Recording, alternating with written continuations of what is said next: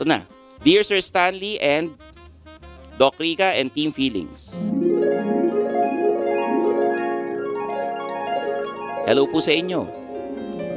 I decided to send this email kasi gusto ko lang humingi ng advice sa inyo. Confused po kasi ako sa sitwasyon ko ngayon at gusto ko lang malaman ang sagot sa tanong ko. Can this be love? My name is Maris, 21 years old and working in an advertising agency. I met this guy at work. Ayan na naman tayo sa mga opisina. Mga opisina na naman eh. He was introduced to me by my fellow office mate. And since I go out with them, sometimes we got acquainted and started to talk and exchange messages. Yan na nga ba sinasabi ko eh. Pagka nagkakilala kayo tapos nagpalitan ng number, nag-exchange ng message, may balak yan. Since I had been single for a long time, I enjoyed this company. After a couple of group gimmicks, si Guy and I started to going out na kami lang. He eventually asked me out on dates which I said yes to naman. This went on for a couple of months. Dinners, long drives, just basically hanging out together. We kind of got very close. But during those times, I did not commit to him yet. Ba? Ayaw pa mag-commit ha? Gusto mo pa magpalibre. Yes, I enjoy the company. He's okay naman. But here is where my problem lies. Gusto ko lang malaman from you, Papa Stan, if it's okay to have a checklist for a potential boyfriend. Alam niyo naman kasi I have a checklist of things I look for sa isang tao. Though, si Guy is okay, like I said, konti pa lang ang nakuha niyang tick on my checklist. Ano ba yan? Napakataas ng standards mo ha. The thing is, I kind of feel something na for him. It's so strong that I'm even thinking of ditching my checklist for him. Like I said, we've become so close that everybody thinks that I'm his girlfriend na. And I did not even contradict my office mates for thinking that way. Pagka kayo tinutukso na magjowa, tapos hindi ka naman nagagalit, hindi ka nakipagsuntukan, ibig sabihin type mo rin yung lalaki.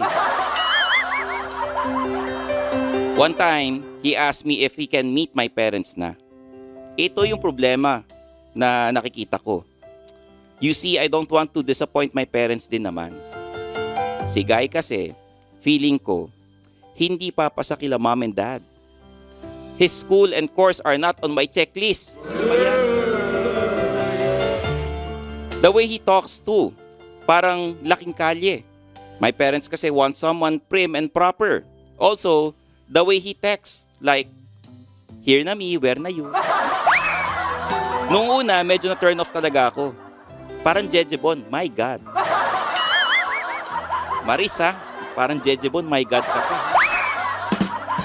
Pero yun nga, hindi ko talaga maintindihan ang nararamdaman ko. Kasi nga, kahit alam ko na ganito siya, parang nangingibabaw na ngayon yung acceptance sa weaknesses and flaws niya.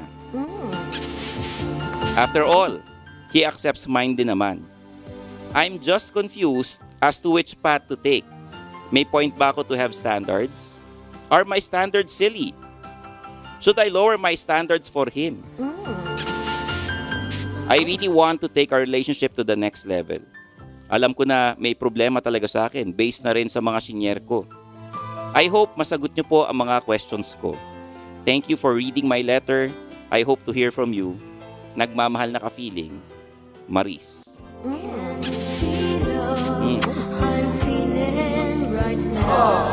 Ay nako. Alam mo Maris, napakalaki ng problema mo. Ang tao, pagka may checklist, normal yan.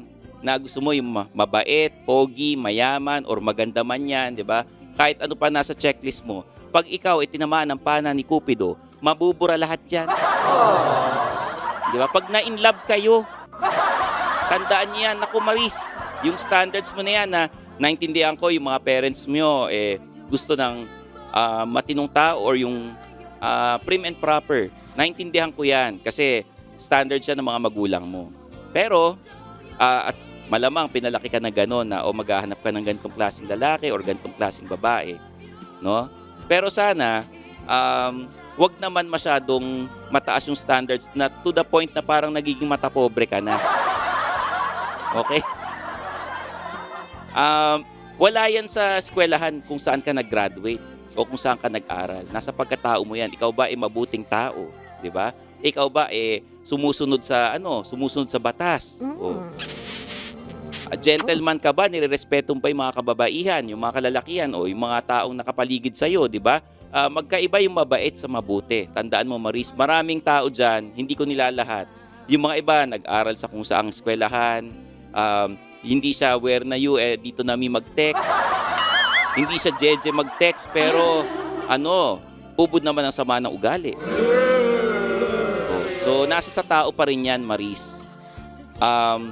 Eto pinapayo ko burahin mo muna yung checklist mo. Pag ikaw na in love talaga at nakita mong gentleman si kuya at talagang mahal ka niya, okay lang ipakilala mo sa mga magulang mo.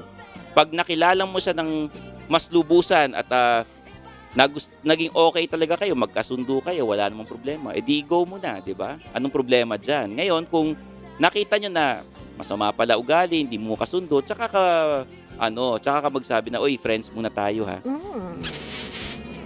No? Pero yung mga standards na yan, wag naman to the point na parang matapobre na. Okay? Feeds for the day, mga ka-feeling. Hindi masama na mag-set ng standards sa naghahanap ng jowa. Lahat naman tayo meron yan. Pero kung talagang na-in love ka sa isang tao, unti-unting mawawala ang mga yan at ang tanging may iwan ay love, loyalty, and respect. Aww.